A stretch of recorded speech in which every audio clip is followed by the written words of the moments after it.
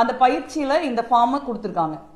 இப்போ இந்த ஃபார்ம் என்னன்னா, நம்மலாம் வந்து எஸ்ஐஆர்ங்கிறது என்ன புரிஞ்சிருக்கிறோம் அப்படின்னா, ஏற்கனவே ஒரு ஓட்டர் லிஸ்ட் இருக்குது. காலங்காலமா அந்த ஓட்டர் லிஸ்ட்டை வந்து நம்ம அப்டேட் பண்ணிக்கிட்டு இருக்காங்க. அதில் இறந்து போனவர்கள் பெயர் நீக்கப்படுகிறது, புலம்பெயர்ந்தவர்கள் பெயர் நீக்கப்படுது. இல்லை ஒருத்தரே வந்து ஒரு ஊரில் ஓட்டு வச்சுக்கிட்டு இன்னொரு ஊருக்கு போய் அங்கே ஓட்டு வச்சுக்கிட்டாங்கன்னா அவங்களே எழுதி கொடுக்குறாங்க, இல்லை சம்பந்தம் படாதவங்க கூட எழுதி கொடுக்குறாங்க. அப்போ ஓட்டு நீக்கப்படுது.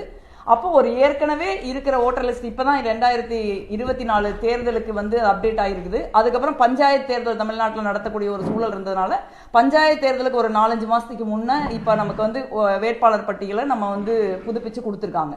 இப்போ நம்மளுடைய புரிதல் எஸ்ஐஆர் பொறுத்த வரைக்கும் என்னவா இருக்குதுன்னா, இந்த வேட்பாளர் பட்டியலில் நம்மளுடைய பேர் ஆல்ரெடி இருக்குது அப்படின்னா நம்ம இதை பற்றி கவலைப்பட வேண்டியதில்லை. வரை வாக்காளர் பட்டியலில் ஒருவேளை நம்ம பேரை வேணும்னே எடுத்து விட்டாங்கன்னா அப்போ போய் வந்து நம்ம பார்க்கணும், நம்ம புரிஞ்சிருக்கோம். அதுவே வந்து அப்படி எடுத்து விடுறதுக்கான அதிகாரம் தேர்தல் கமிஷனுக்கு கிடையாது. ஆனால் பீகாரில் கிட்டத்தட்ட 65 லட்சம் ஓட்டை அவங்க எடுத்து விட்டு ஒரு பீகாரே ஒரு பெரிய பிரளயமாகி உச்சநீதிமன்றத்தில் அந்த வழக்கு இன்னும் நடக்குது. ஆனால் உண்மை வந்து அப்படி அல்ல.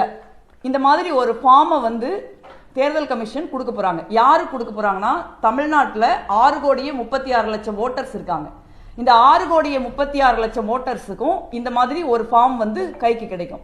இந்த ஃபார்ம்ல என்ன இருக்குதுன்னு பாத்தீங்கன்னா, இதுல வந்து வாக்காளருடைய பெயர், வாக்காளரின் புகைப்பட அடையாள அட்டையன், முகவரி, வரிசை எண், பாகம் எண் மற்றும் பெயர், சட்டமன்ற நாடாளுமன்ற தொகுதியின் பெயர், மாநிலம், தற்போதைய புகைப்படம், ஒரு பார்கோட் இருக்கு. அதுக்கப்புறம் இந்த டேட்டாவை நம்ம ஃபில்அப் பண்ணோம். பிறந்த தேதி, ஆதார் எண் நமக்கு விருப்பம் இருந்தால் ஃபில்அப் பண்ணலாம், கைபேசி எண், தந்தையின் பாதுகாவலரின் பெயர், தந்தையின் பாதுகாவலரின் வாக்காளர் புகைப்பட அடையாள அட்டை எண், தாயாரின் பெயர், தாயாளர் வாக்காளர் புகைப்படம் அடையாள அட்டை எண் இருந்தா ஃபில்அப் பண்ணலாம். துணைவரின் பெயர் இருப்பின் துணைவரின் வாக்காளர் புகைப்பட அடையாள அட்டை எண் இருந்தா, உங்களுக்கு ஹஸ்பண்டோ இல்லை ஒய்ஃபோ இருந்தா. ஸோ இதுதான் டேட்டா. ஸோ இந்த டேட்டாவை நீங்க ஃபில்அப் பண்ணா ஒரு வாக்காளர் அடையாள அட்டைக்கான ஒரு வாய்ப்பு இதுல இருக்கு. இதற்கப்புறம் அதற்கு கீழே ஒரு டேட்டா கொடுத்துருக்காங்க. அது என்ன அப்படின்னா, முந்தைய சிறப்பு தீவிர திருத்தத்தில் உள்ள வாக்காளர் பட்டியலில் உள்ள வாக்காளரின் விவரங்கள். முந்தைய சிறப்பு சீர்திருத்தம் எப்ப நடந்திருக்குது? 2002 நடந்திருக்குது. அதுல பாத்தீங்கன்னா வாக்காளரின் பெயர், வாக்காளரின் புகைப்பட அடையாள அட்டை எண் இருந்ததுன்னா, உறவினரின் பெயர், உறவு முறை, மாவட்டம், மாநிலம், சட்டமன்ற தொகுதியின் பெயர், சட்டமன்ற தொகுதியின் எண், பாகம் எண், வரிசை எண் இது இருக்கு. இது வந்து இது எது கேக்குறீங்க? இப்ப வந்து நீங்க ஒருத்தர் ஓட்டரா இருந்தார் அப்படின்னா, முதல்ல நான் படிச்ச ஒரு காலம் இருக்குது. அந்த காலத்தில் இருக்கிற டீட்டெயில் அவங்க ஃபில்அப் பண்ணி கொடுத்தாங்க அப்படின்னா, நீங்க வந்து உங்களுடைய பிஎல்ஓஸ், அவங்களுடைய பூத் லெவல் ஆபீசர்ஸ் இருக்காங்க, வாக்குச்சாவடி அலுவலர்கள் இருக்காங்க, அவங்க கிட்ட தான் இந்த ஃபார்ம் போகும். அவங்க வீடு வீடா போய் வெரிஃபை பண்ணிட்டு, இந்த ஆமா இவங்க வந்து இந்த வீட்டில் தான் இருக்காங்க அப்படின்னு உறுதிப்படுத்திக்கிட்டு அவங்களுடைய ஏற்கனவே ஓட்டர் லிஸ்ட்ல இருக்கிறத அவங்க கன்ஃபார்ம் பண்ணிக்கலாம். ஆனா அதுக்கு போதுமான டீட்டெயில நீங்க வாங்கிடுறீங்க. எதுக்கு 2002 ஓட்டு போட்ட ஒருத்தருடைய டீட்டெயில், அவங்களுடைய உறவு முறையெல்லாம் நீங்க கேக்குறீங்க? அதோட நிக்கல. இப்ப 2002 நீங்க வந்து உறவினரின் பெயர்னு ஒருத்தர் கொடுக்குறீங்கன்னு வச்சுங்க, அவங்களுக்கு முந்தைய சிறப்பு தீவிர திருத்தத்தில் வாக்காளர் பட்டியலில் உள்ள வாக்காளரின் உறவினரின் பெயர், இங்க வந்து உறவினர் உங்களுக்கு அம்மாவோ, இப்ப எங்க அம்மா பேரு முத்துலட்சுமி, அவங்க வந்து 2002 உயிரோடு இருந்தாங்க. இப்ப நாங்க அவங்க பேரை கொடுத்துருக்கேன்னு வச்சுங்க, இங்க எங்க அம்மாவோட டீட்டெயில ஃபுல்லா கொடுக்கணும். பெயர், வாக்காளர் புகைப்பட அடையாள அட்டை எண், உறவினரின் பெயர், உறவு முறை, மாவட்டம், மாநிலம், சட்டமன்ற தொகுதியின் பெயர், சட்டமன்ற தொகுதியின் எண், பாகம் எண், வரிசை எண். இப்ப 2002 நான் ஓட்டு போடுறப்ப எங்க அம்மா உயிரோடு இருந்தாங்க. நான் அதை தான் குறிப்பிடணும். இப்ப நான் 2026 நான் ஓட்டு போடுறப்ப எங்க அம்மா இறந்துட்டாங்க. இப்ப நான் என்ன பண்ணணும்னா, எங்க அம்மாவுடைய இறப்பு சான்றிதழை நான் ப்ரொடியூஸ் பண்ணணும். எதுக்கு வந்து இந்த வேலை? அதாவது ஒரு ஓட்டு சேர்க்கிற, நம்ம ஓட்டு சேர்க்கறதுக்கு அடிப்படை என்ன? ஒருத்தர் அந்த ஊர்ல அந்த பூத்துல இருக்காங்களா, அவங்க வந்து அந்த ஊர்ல தான் அந்த பூத்துல தான் குடியிருக்காங்களா, அவங்க லெஜிட்டிமேட் ஓட்டரா, இதை தானே நீங்க பார்க்கணும். இதுக்கு எதுக்கு வந்து இத்தனை டேட்டா கொடுக்குறீங்க? அதுல பாத்தீங்கன்னா 2002க்கும் 2025க்கும் இடையில 23 வருஷம் கேப் இருக்கு. இப்ப 2002 ஒருத்தர் ஓட்டு போட்டிருந்தாருன்னா அவர் 2024 இப்ப பாராளுமன்ற தேர்தலையும் அவங்க ஓட்டு போட்டிருப்பாங்க. ஸோ அவங்களுக்கு வந்து வெறும் ஒரு அப்டேட்டட் புகைப்படம் மட்டும் கொடுத்தா போதும் சொல்றாங்க. இப்ப 2002 ஒருத்தர் ஓட்டு போடலன்னு வச்சுக்கோங்க, 2002 ஓட்டு போடல, அதுக்கப்புறம் வந்து போட்டிருந்தாரு அப்படின்னா, நீங்க வந்து அவங்கள கிட்டத்தட்ட அவங்க என்ன பண்றாங்கன்னா குடியுரிமை செக் பண்றாங்க.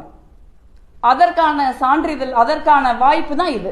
சாதாரணமா ஒருத்தருடைய ஓட்டை நீக்கவோ சேர்க்கவோ இன்னைக்கு அவர் என்னமா இருக்காருன்னு பார்த்தா போதும். அவங்க அந்த பொண்ணு அந்த பெண் என்னவா இருக்காங்க, அந்த ஆண் என்னவா இருக்காங்கன்னு பார்த்தா போதும். 2002 போய் எதுக்கு பாக்குறீங்க? அதற்கப்புறம் வந்து எதுக்கு 2002 யார் உறவினரா இருந்தாங்க அவங்களுடைய டீடைல்ஸ் எல்லாம் நீங்க கேக்குறீங்க. அப்ப பேசிக்கலா இது வந்து ஒரு வாக்காளர் தீவிர திருத்தம்ங்கிற பெயர்ல ஒருவருடைய குடியுரிமையை வந்து தேர்தல் கமிஷன் நம்மளுடைய அனுமதி இல்லாமல் சட்டத்திற்கு விரோதமாக இவங்க இதை செய்யறாங்க. ஏன்னா குடியுரிமை செக் பண்ண வேண்டிய அதிகாரம் வந்து உள்துறை அமைச்சகம், ஒன்றிய உள்துறை அமைச்சகத்துக்கு தான் இருக்கு, எலெக்ஷன் கமிஷனுக்கு கிடையாது.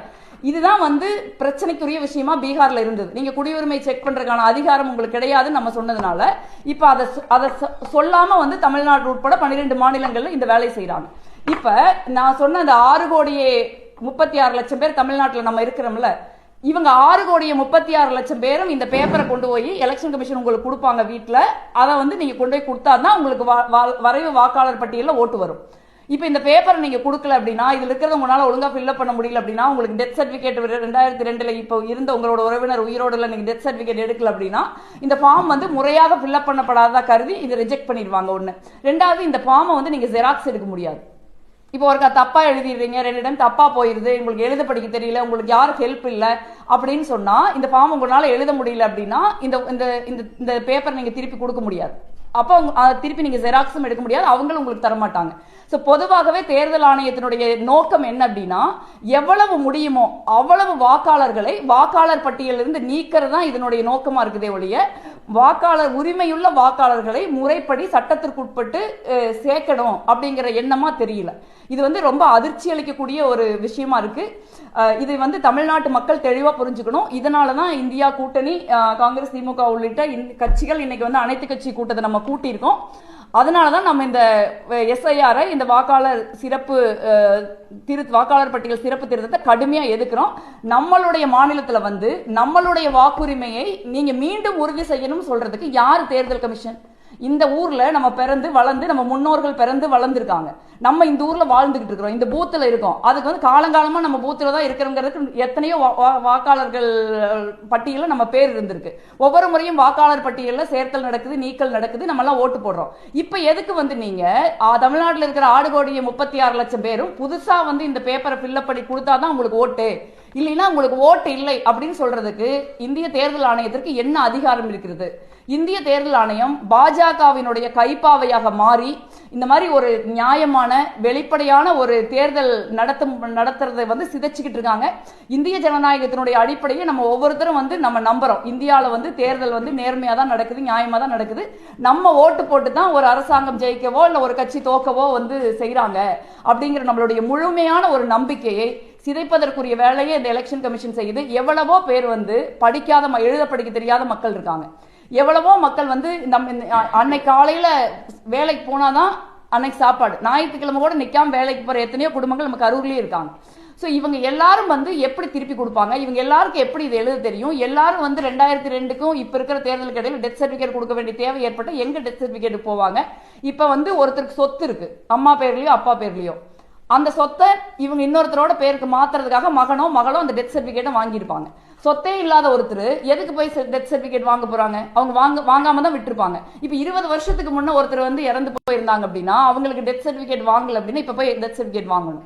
சோ இது வந்து ஒரு தேர்தலை முறையாக, நேர்மையாக, வெளிப்படையாக நடத்துறதுக்கு வாக்காளர் பட்டியலை ஒரு புதுப்பிக்கிற ஒரு நிகழ்வு அல்ல. இது வந்து தமிழ்நாட்டு மக்களை, மிச்சம் இருக்கிற 12 மாநில யூனியன் பிரதேச மக்களை வந்து வாக்காளர் பட்டியலில் இருந்து நீக்கிறதுக்கான ஒரு முயற்சி இந்திய தேர்தல் ஆணையம் செய்யுது. இதை வந்து நம்ம கடுமையா எதிர்க்கணும். அதற்கான ஆதாரத்தை தான் இப்ப நான் மக்கள் முன்னாடி வெளிப்படுத்திட்டு இருக்கேன்.